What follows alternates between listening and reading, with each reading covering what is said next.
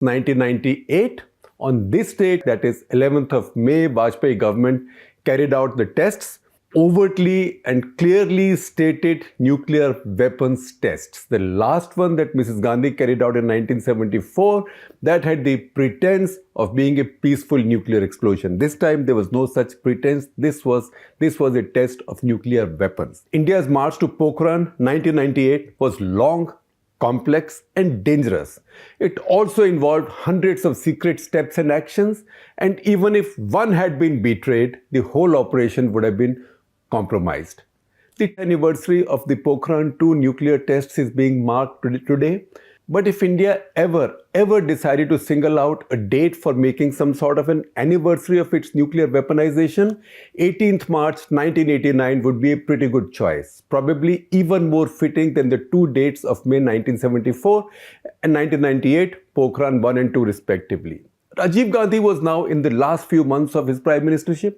He had suffered a great deal of attrition from fighting both internal and external crisis. Internal crisis, there was Bofors, the Ram Janmabhoomi movement was on, there was Bofors, there was a Type 209 submarine scam, or at least the notion of his beef of a scam. There was many other vulnerabilities, also IPKF operations which had not gone right, his intervention in Sri Lanka. So he had gone through many crises, Operation Exercise Brass Tacks, which had led to a near warlike situation with Pakistan, which then had to be de-escalated. So he had suffered many setbacks. Yet, on national security and foreign policy, Rajiv Gandhi had not lost the focus in the least. Some frantic searching of our nuclear basements and barsatis, whatever you call them, during the Brass Tacks crisis, that's when India and Pakistan came close to a war, it had revealed that our deterrent was far from ready and that the complacency that 1974 had created was dangerous. Also by early 1989, it became evident that Pakistan was either very close to a deliverable weapon or already had one. Americans were already talking of Pakistan being a last turn of the screw, I say that in quotes, a last turn of the screw away from the bomb. Sure enough, 1989 was the last year the US administration gave Pakistan their annual certificate of nuclear virginity. Since then, they haven't given it. Even though they were desperate to save Pakistan from sanctions, the good jihad in Afghanistan was at its peak. Americans were very much a part of it and Pakistan was a stalwart ally. Yet, they were not able to give this certification because without this certification to the Congress, Americans would not have been able to transfer a certain aid, particularly military aid and equipments, to Pakistan. So 1989 was the last year. That was as clear a signal as possible to the entire world and to India that Pakistan already had a nuclear weapon now. It was in this setting on 18th of March 1989 that the Indian Air Force, IAF, decided to hold a massive air power display at its firing ranges of Tilpat on the southeastern edge of Delhi. It seems that Rajiv Gandhi made up his mind in the course of that remarkable display by 129 aircraft, almost a third of the effective IAF order of battle then. He gestured to then Defense Secretary Naresh Chandra to follow him into a tent, even shaking off a curious Rajesh pilot. It is nearly impossible for me to reconstruct an authentic account of what exactly happened in the tent. I've written about it maybe a couple of decades back, but it's impossible to reconstruct it exactly because we haven't spoken to everybody who was there. But from what I have been able to gather and what I have been hearing from various participants through the years, direct and indirect, in what was to become the most spectacular and successful secret operation, also perhaps the longest in India's history, secret operation, it seems that even with his power fading now, Rajiv had decided that the time had come for India to give up all pretense of peaceful nukes and develop a full-fledged arsenal. That he put Naresh Chandra in charge of it is a fact that I have confirmed with several members of the nuclear core group, as it was called. Naresh Chandra himself, it's been written about while he was around. I have written about him when he was around in his role. Also, it's been confirmed with and by several successive prime ministers. Although most are still shy of sharing any more details of this remarkable operation that unfolded subsequently. The core group mandated to develop the nuclear arsenal included B.S. Arunachalam. He was then the head of DRDO. Sometimes we used to joke about him because it was under his watch that DRDO started developing light combat aircraft, which has now become Tejas. It was taking too long, so we used to joke about it, calling it LCA stands for, we used to say LCA stands for Last Chance for Arunachalam. He was a brilliant mind, brilliant, terrific mind, a very young scientist at that point. So he was then heading DRDO. He was a member of the core group, did a remarkable job with the weapons program, nuclear weapons program. It included renowned nuclear scientists P.K. Iyengar, R. Chidambaram, Anil Kakodkar, and K. Santi Santanam. Missile man APJ Abdul Kalam, Muthuswamy Balachandran of the Terminal Ballistic Research Lab located in Chandigarh, and some others. I'm not sure if the number ever added up to a dozen, but this was a tough gang to handle. These were highly talented, motivated, and in some cases individualistic men, as scientists often tend to be. Rajiv probably chose Naresh Chandra, to head this group because he knew it would need an experienced administrator, an experienced, trustworthy and discreet civil servant to network the system and cut a few corners where needed. A decision was taken to keep the whole operation totally secret and out of the system. There will therefore be not a scrap of paper found anywhere in the records of PMO or the cabinet. How secret it was and what kind of role even the scientists played, that is something about which full books should be written about. But I will only take you back to a conversation that I had on Walk the Talk with Professor Anil Kakodkar, and he spoke about it himself. I asked him, I will share a link with you of the conversation. I asked him, how does India's nuclear community always manage to fool all of the world, intelligence agencies, particularly the CIA? Professor Kakodkar said, and I quote him exactly from that Walk the Talk, it's not a question of fooling, it's a question of understanding how things work and working out your strategy in that context.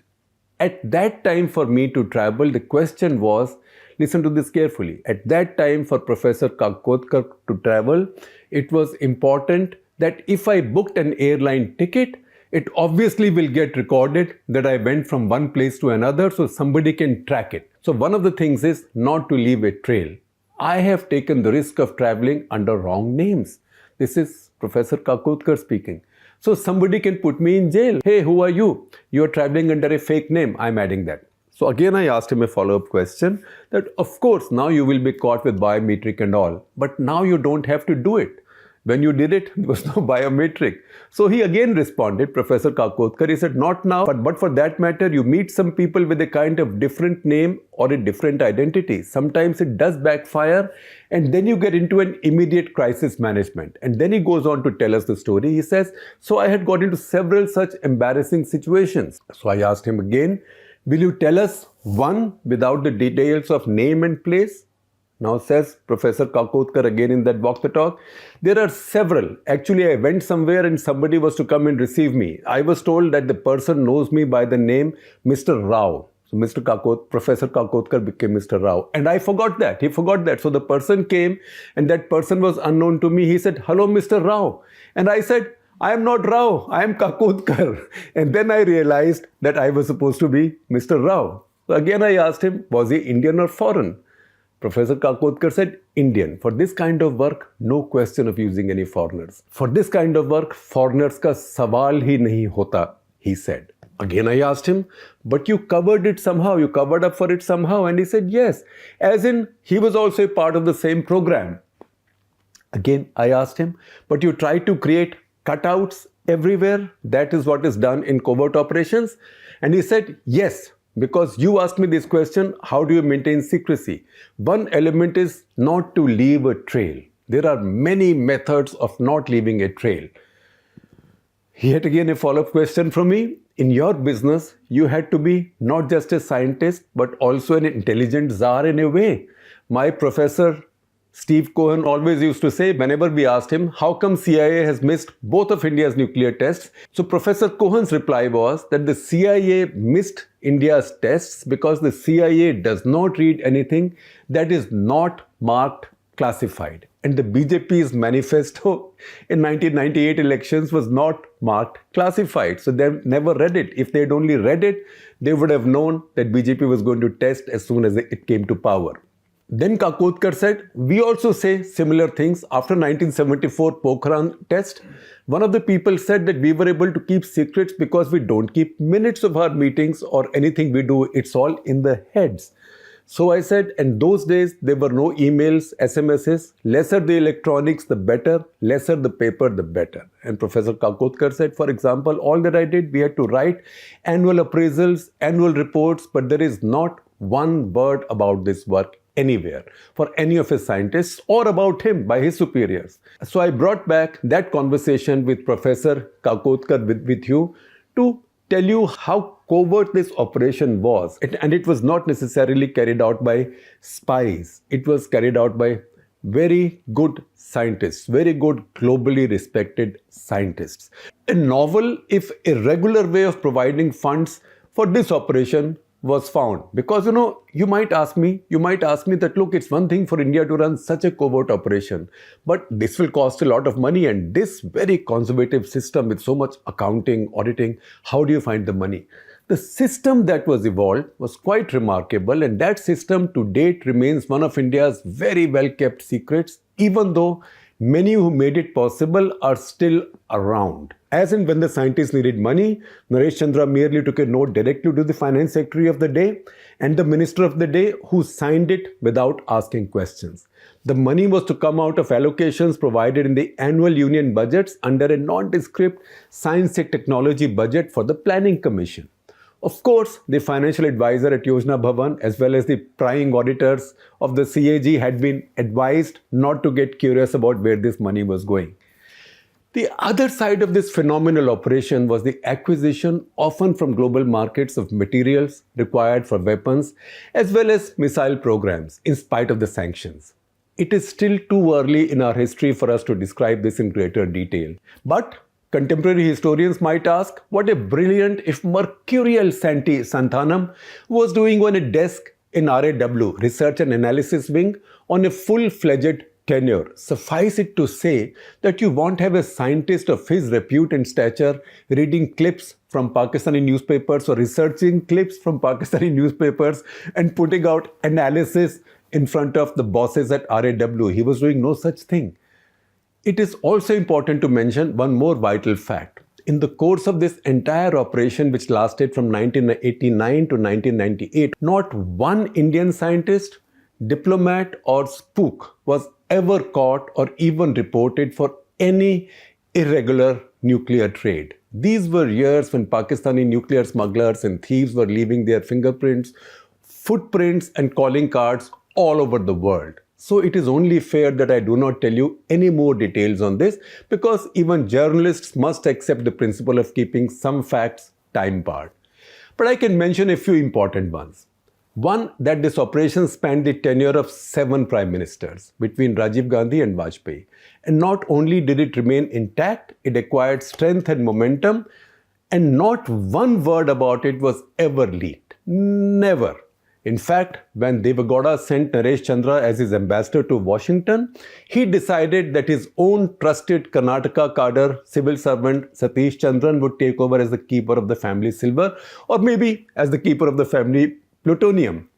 And isn't it remarkable that both the family silver or family plutonium and the secrecy around it were preserved even through the periods of political instability and short tenure, daily wage paid governments. I can never forget a philosophical statement that I.K. Gujral, who was then Prime Minister, made to some of us editors. He had called a bunch of editors to meet him because he wanted to brief us on the Chemical Weapons Convention Treaty, Chemical Weapons Ban Convention that India was going to sign.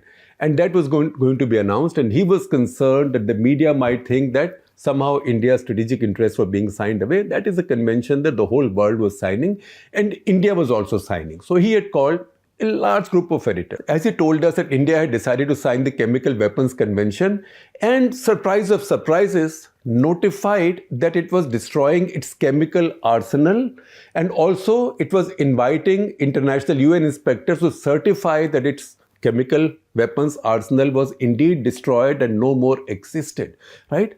Now, this was a big surprise to us. And I said, look, not much earlier, India had signed an agreement with Pakistan, solemnly affirming that India had no such arsenal. In fact, both India and Pakistan had signed this agreement saying that each one had no such arsenal. So, jhoot bola, we lied then, and now we were telling the world that we had this arsenal and we were now destroying it because we were signing the Chemical Weapons Ban Convention. Gujral was sharing with us, group of editors, the nuances of this decision, and then he said somewhat philosophically, when I asked him that how come we are now telling the world that we had nuclear weapons when we signed solemn agreements with Pakistan the other day saying we have no such weapons. And he said, isn't it remarkable how our country has been able to keep its secrets?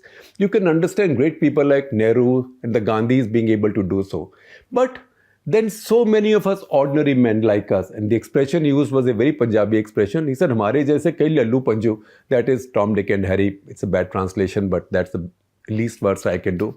He said, but then so many of us ordinary men, lallu panjus like us, have been in these jobs lately. These were short-term prime ministers. And yet nobody has found out what we did not want anybody finding out.